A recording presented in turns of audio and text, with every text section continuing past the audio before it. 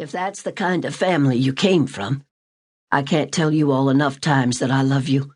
I wish I could see you, look in your eyes, so you would know I really mean it."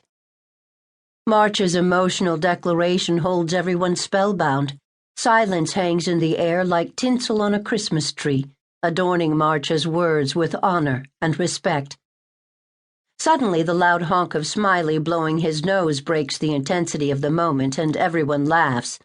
"My gosh," August says, "I've told you that you need to warn people before you blow that air horn of yours." Smiley folds his blue bandana and stuffs it in his back pocket. "Well, I can't help it, that every time I cry, some of the tears find their way down the inside of my nose and make it drip like a leaky roof." Tucker rattles the ice in her tea glass as she takes a drink. Setting it on the end table beside her chair, she says, "Even though it's been 2 years since we got you back, March, I don't never get tired of hearing you talk like that. It's the sweetest music this old woman's ears ever heard." April puts her auto harp on the floor and rushes to Tucker. Throwing her arms around her, she says, "Oh, Tucker, you are the best, most wonderful, most unbelievable grandmother that ever graced God's earth. You know that nobody loves you like April does.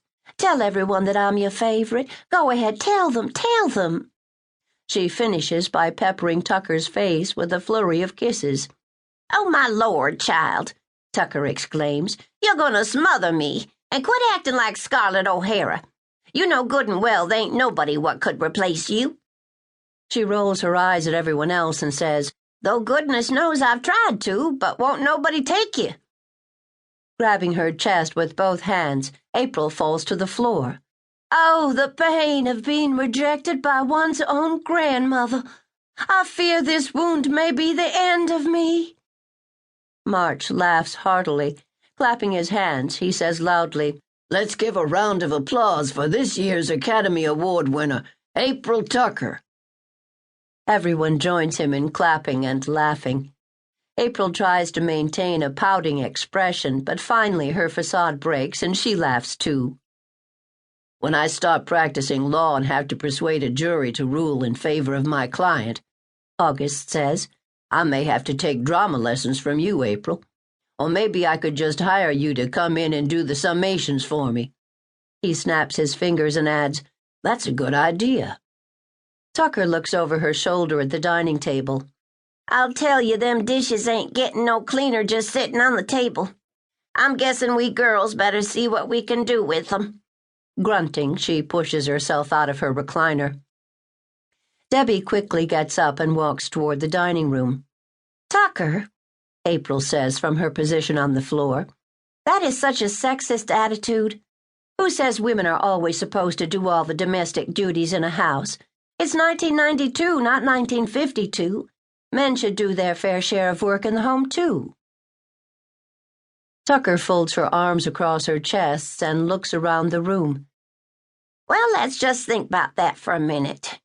What we have to choose from are an old man who can barely get around anymore, a man who can't even hold his guitar without dropping it, a blind man, and a man who wouldn't know nothing about how to clean a cast-iron skillet without ruining it. I'm sure all your teachers up at UT fills your head with lots of good ideas, but they ain't got no idea what the crop of men round here looks like."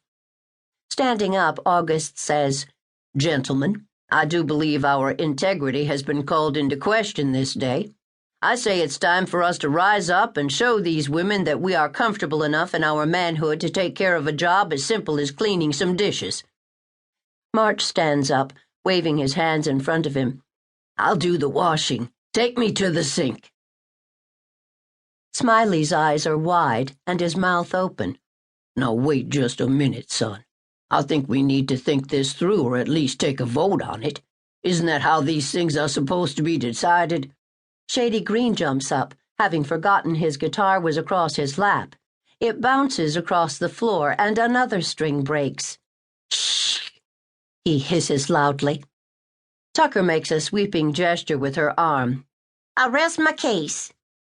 Huffing loudly, April gets up off the floor and says, "I suppose you're right, Tucker, but it's still not fair." Once the three women are out of the living room,